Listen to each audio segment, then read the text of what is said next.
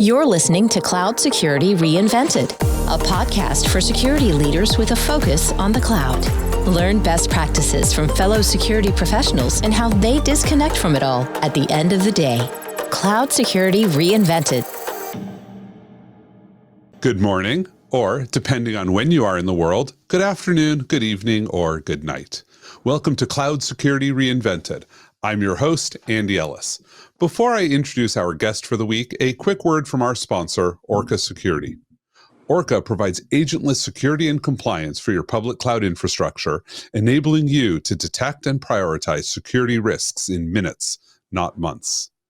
I'm here today with Renee Guttmann, former CISO at Coca-Cola, Royal Caribbean, Campbell's Soup. You can think of her as the Super Bowl commercial CISO. Welcome, Renee. Hi, Andy. Nice to be here. Thanks for joining us today. Across a long security career, not only do we as professionals grow and change, but the world that we're doing it in changes. And I'd like to get your insight today, especially as we see the transition from on-premise worlds that many of us started in into cloud security that has become the default model for IT. But let's look at your career journey so we can put those questions in context. You started out as a research analyst for Gartner before moving into architecture at Capital One. What was that transition like? So actually, before I became a research analyst at Gartner, I was doing security I started a security program with a healthcare company, a global healthcare company based out of London. And we were protecting clinical trial data and research material. And then after that is when I took the Gartner job. Okay. So just to put it in perspective, the very first RSA conference that I went to, there were 5 vendors. And they each had a round table about the size of my kitchen table that I'm sitting at right now. And I can remember 2 of them, but there were 5 of them. And I mean, how many were there at the last RSA conference? I mean, you couldn't keep count, I'm sure. But I did leave Gartner and I became the security architect for building their online statement platforms and actually applying for a credit card online. And back when I did that, people didn't do it. Nope, they didn't. We were one of the very first companies to actually make it available for people to go and look at their statements. After Capital One, I went to Time Inc. and Time Warner, and I found out we had a ton of credit cards, which I didn't realize at the time that I took the job. But Time Inc. actually was providing call services for like Martha Stewart, National Geographic. We were global. We had call centers. And that actually gave me something to do because I actually knew something about credit cards coming from Capital One. Yep. And then I got recruited to Coke. I built their program from scratch. Royal Caribbean, I joined them later. And my most recent opportunity was at the Campbell's Soup Company, where I was working specifically on manufacturing OT security. Yeah. I just realized we might have been on a call together back when you were at Capital One. Danny Lewin, who was the Akamai co-founder, had gone to Capital One to pitch our secure content delivery network. Okay. And he was meeting with Capital One CIO or CTO and team, and to pitch like, here's what we're doing, here's the great security, you'll be able to trust us. By any chance, were you in the room when he did that? I don't remember, but I can tell you that your company actually saved me at a different company. I had just taken the job and I noticed that everybody that worked for me was leaving to go somewhere. And I followed them and I found out that we were having a DDoS attack. And so we quickly stood up some services to get ourselves out of that mess. But on the 3rd day of being with the company, I went to the CEO and asked for something like $600,000. And He was a little shocked. Yeah, that can happen. The reason I bring it up is I was the disembodied voice that got called in to pitch the security in that. And buried on my blog, there's a story about that was when I realized that there would be a market for doing things online. But I think that people now don't take as seriously. 20 years ago, the fact that you would have this conversation about doing credit card applications online, we're not even talking about bill processing and everything else, but just applying online was revolutionary 20 years ago. When I first built a website for people to register for their benefits online, and I was asking people for advice on how to do this, and I remember somebody that I really respected a lot just told me to resign. He said, don't do it, just go resign. Just go resign. Yep, there was a lot of that. But you've had this amazing career as CISO at all these great brands, and you're in between those right now. So what are you doing to fill your time today? Well, I'm doing a lot actually. I'm especially really happy and excited about some work that I'm doing with 9 other CISOs.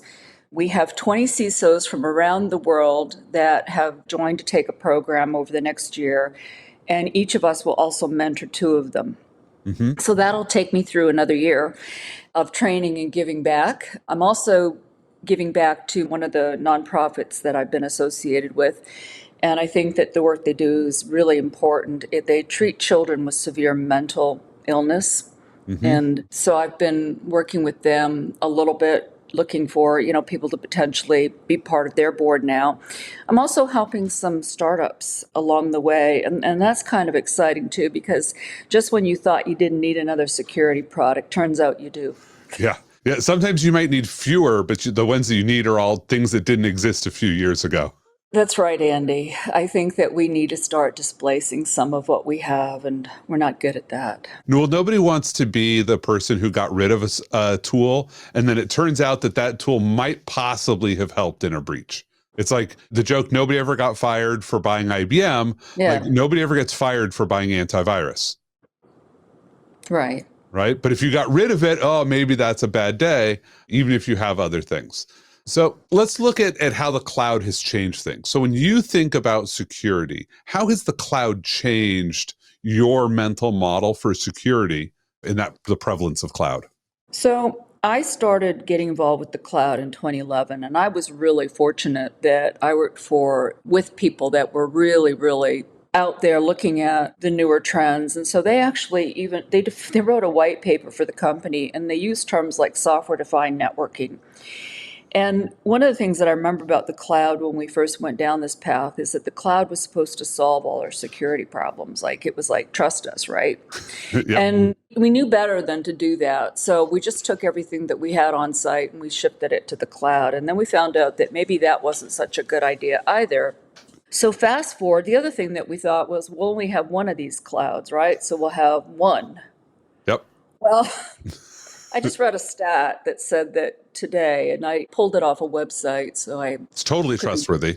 It could be hearsay, but it said that 62% of companies today are multi-cloud with the expectation that 94 will be multi-cloud in 2 years. That didn't sound right to me. I think people are really more multi-cloud than that, and they might not know it, which is a big issue. Right. Because I think we've kind of lost a little bit of control of our global footprint. Like we don't really know anymore what our true attack surface is, I think, given all these changes. And so the other thing with multi-cloud is that your teams have to know a little about everything because they're all different, right? They all have different capabilities. So now you're suddenly learning about the specialty of Cloud A and Cloud B, and now you don't have a holistic program either. And the final thing that I'll say is that I find that now you're basically in multiple clouds.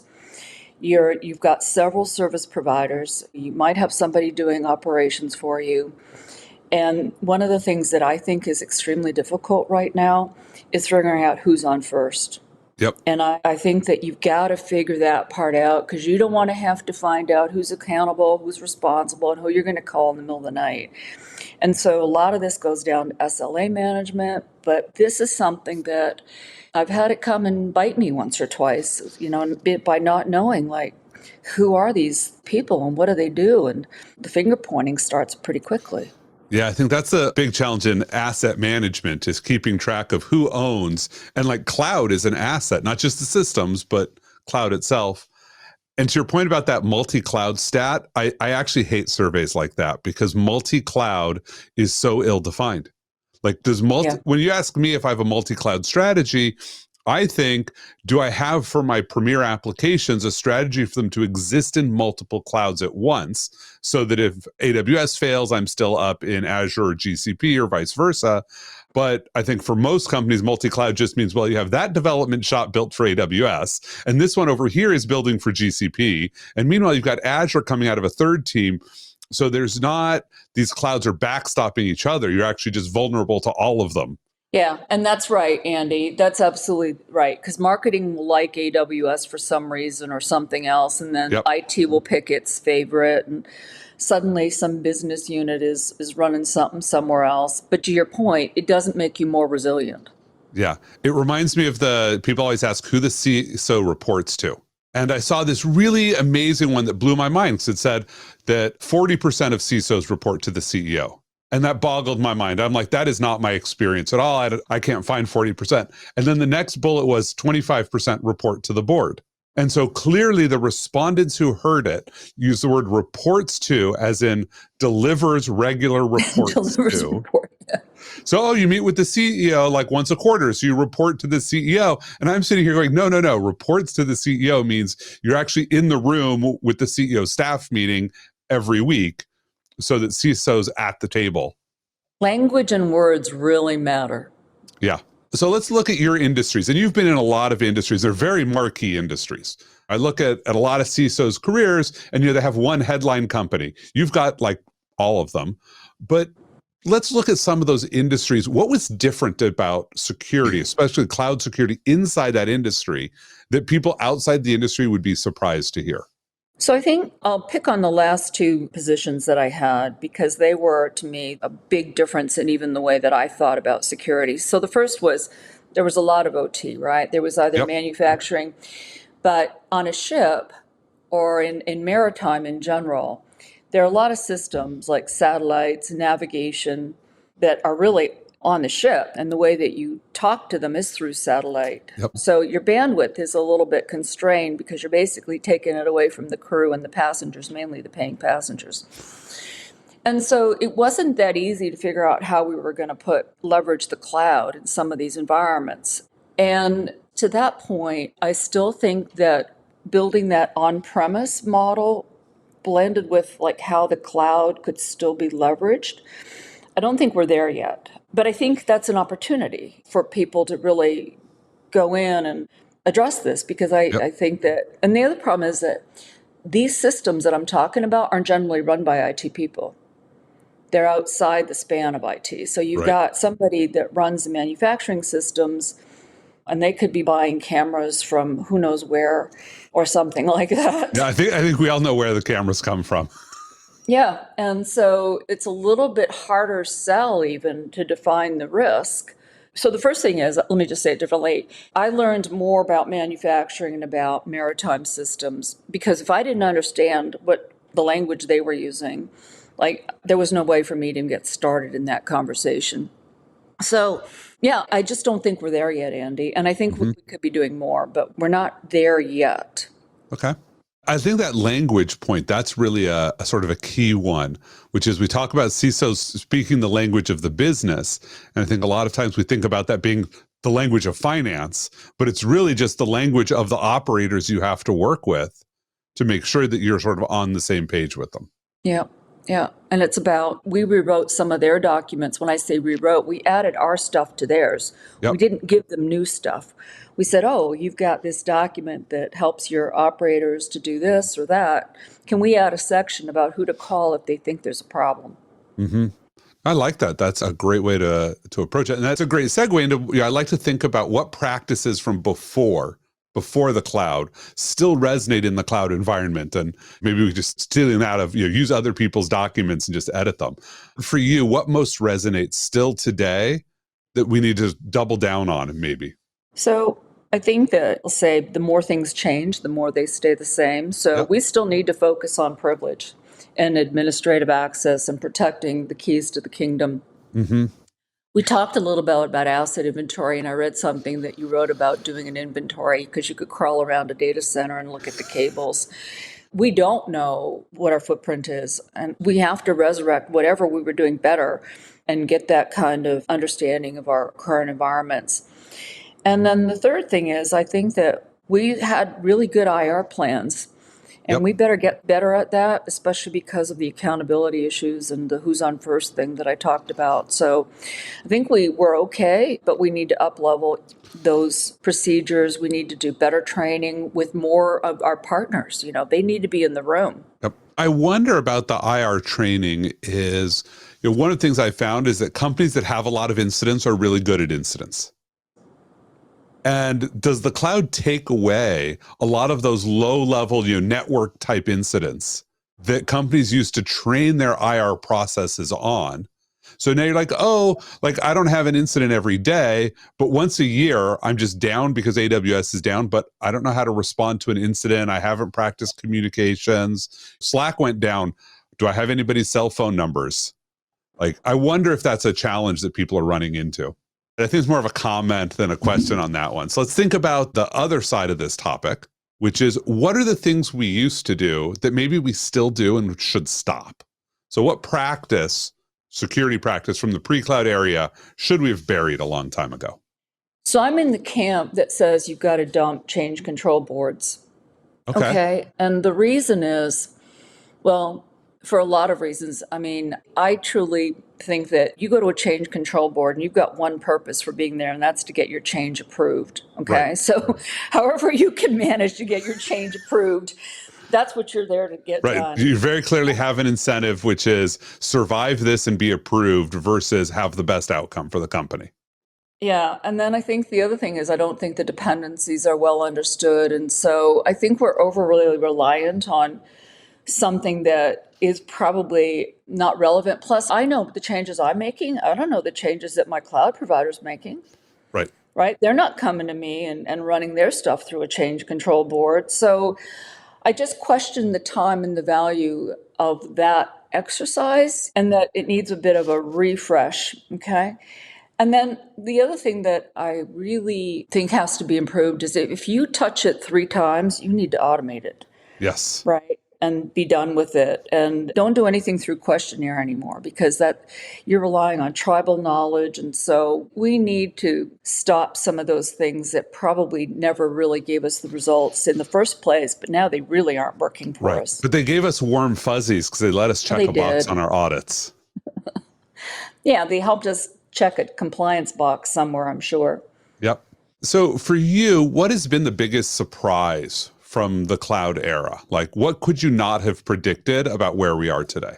I think what I wouldn't have predicted if I hadn't seen it firsthand is how much on-prem there still is. And so I talked about 2 industries that I'm aware of. Mm-hmm. I don't know like how many people are still running data centers. A lot of them. I would have thought that all of that would have already left the building. So that's a little bit of a surprise to me, but I understand it better than I might have had I not worked in those 2 companies. But that's a little surprising that we're not further along. The other thing is what you mentioned, and it's the resiliency.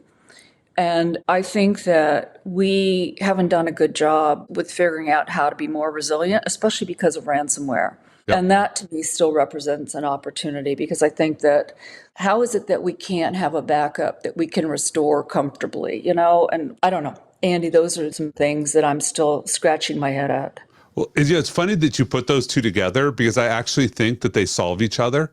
If you can get rid of Active Directory on premise, that is 80% of ransomware problem solved for you. Yes. But we're still hugging our AD servers, but not taking care of them the way we ought to. Yeah. And then there's a school that says maybe you need to get rid of AD, but we won't go there. Yeah, but even if you went to let Microsoft deal with that, Office 365 is worlds better than doing it yourself. So let's go back, and you've learned a ton in your career. But what's a piece of advice that you wish someone had given to you early in your career so you didn't have to learn it the hard way? I'm actually an introvert, okay? And so that was hard for me. But something now that I think is extremely important is you've got to get to know the people around you, and you've got to start with who they are before they care about what you're doing and why you're there. And I actually was lucky that I had a coach early on who said, because I had a guy that did networking and we couldn't even be in the same room together, So I went to his office and looked around and saw the pictures of grandkids, and we started to have coffee. And I mean, it was palpable because we were one of the 4 top leaders in the IT organization. And I think it's really important for security people too, because you don't want to be seen as the cop. You actually want to create a persona, I hope, that people will feel comfortable coming to you, asking for help. And what I really need them to do is tell me when the garbage can's on fire before the building burns down.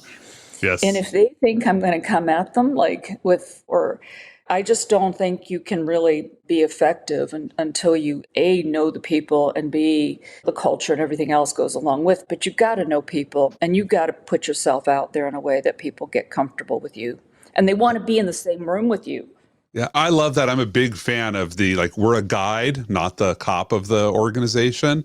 But I know that there's a lot of people inside our industry that really do approach it from the other direction.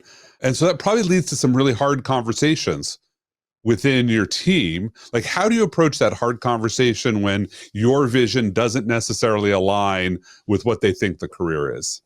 I don't think there's a career. I mean, and when we're talking about my team, so if I'm talking about my team in particular, or even just the mission, Yep. I mean, we have to get on board with what the mission is. And so most people can do that. They can say, well, sure, we need to protect manufacturing. We need to make sure that nothing can contaminate a product or that nobody's going to go and whack the satellite system. So people do get on board with the mission. Mm-hmm. The difficulty comes into the how, right? It's how you get there. And so I think you've got to be open to other people's ideas. I mean, I never want to be just the smartest person in the room, Andy. I know I'm not. So I've got to be willing to listen. The other thing that I used to say is you've got to be able to course correct. And I would say, look, we're making a decision. If you don't tell me, if we don't all agree on where we're going, right? Now it's like putting 20 boats in the water. You need to have some direction for Yep. where the ship is going. And so it's really about creating the mission, creating the values, and respecting each other. And I said to one lady, look, they need to respect you, but you don't have to be their best friend, you know? Yep. So we get into this other funky mode where we just think that we've got to be everybody's best friend. That's not what I'm saying. But anyway, I think it's about listening and respecting the diversity that teams bring. No, I love that look at it. As you look about at the future now, like, what opportunities, especially that technology has brought to us, really excites you? Anything that's more frictionless. So I get very excited when I think about not having to remember a password. Yes. Okay. And I get really excited when I think about security, whatever it is, not being seen as an obstacle to a business process because they have their jobs to do. Mm-hmm. So if I can be seamless, if I can be, I don't know, a floorboard or something that people don't have to pay too much attention to. Like, I want to be just something that is seamless. And anything that makes us more seamless to get ours to do their jobs without creating a lot of noise in the business, I'm happy about that. Yeah. No, I love that.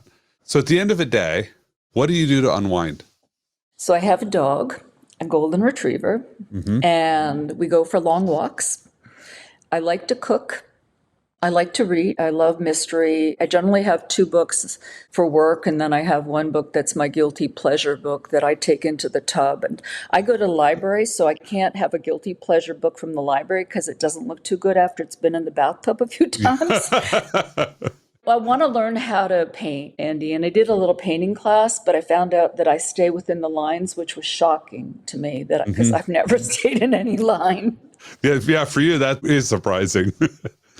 Have you tried doing any of the paint bars? Yeah, that's what this was. Oh, I love those because there's no lines. There's like, oh, here's how to do it, and here, have a glass of wine while you're at it. Yeah. Yeah, I've done that with my family and discovered that I'm not as bad of a painter as I thought I was. Well, I'm determined to get better. And I'll tell you what this brings to mind, Andy, is that if we don't go back to the office soon, happy hours aren't working for anybody anymore. I mean, we're going to have to get really creative of how we bring our teams together. And I actually really like the idea of sending everybody something and having the instructor and then seeing what everybody comes up with. So for me, that falls right into how do we basically continue to team build. We used to go play golf, my team. Yep. We don't do that now. I'm trying to think the last time I played golf professionally was probably 12 years ago or so, but. Yeah, I didn't say professionally, Andy. But no, I don't mean like as a professional golfer. Sorry, in the professional workforce. When was the last time I went and played golf with colleagues? But yeah, it was a while ago. Yeah. Yeah.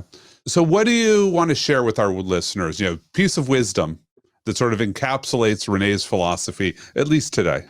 Yeah, at least today. So I think you have to be personal. You have to really want to do something. It has to catch you. It has to inspire you. You've got to care about it personally. The other is to be humble. Okay, I've got a few, Andy, here. And then the other one that when you talk about how I worked with my teams, I gave them Renee's rules when I started.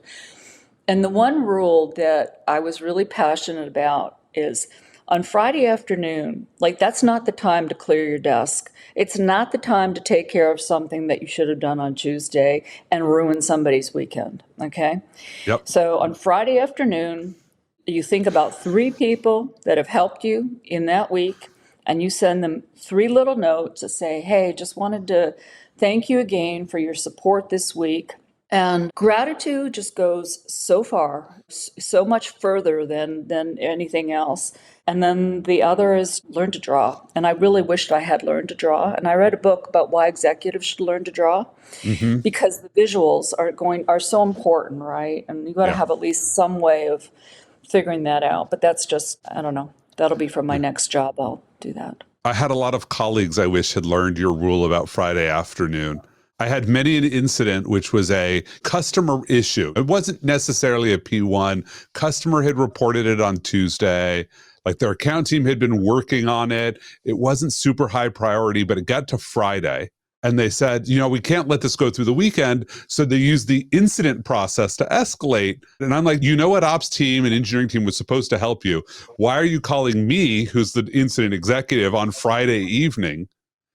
And every other incident executive wouldn't answer their phone. So there were 2 of us, and we would literally alternate. We both had small children. And so it'd be like, oh, I'm about to put my kids to bed. Can you take over this incident? Until we finally just declared, we said, if you call an incident on Friday night and the ticket had opened up on Tuesday, then on Monday morning, we're going to be having a conversation with your VPs about, like, don't do that to us. But I like your model. Let's focus on the positive. Send a gratitude note instead. Well, and the other thing is I used to call it, we would respond to a security event, a security incident. I'm like, let's not self-inflict issues on ourselves and others, that could be avoided. That could have been avoided. So, I really appreciate that. And I think Renee's rules are a great way for us to close. So, Renee, really thank you for joining us today. Thanks, Andy, for having me. Appreciate it. Thank you. And you've been listening to the Cloud Security Reinvented podcast. I'm your host, Andy Ellis, and I hope you have a lovely day. Thank you for checking out this episode of Cloud Security Reinvented, brought to you by Orca Security. Orca Security detects and prioritizes cloud security risks for AWS, Microsoft Azure, and Google Cloud without the gaps in coverage, alert fatigue, and operational costs of agents. Please follow Cloud Security Reinvented wherever you listen to your favorite podcasts, or visit orca.security/podcast to get immediate access to all of the latest episodes.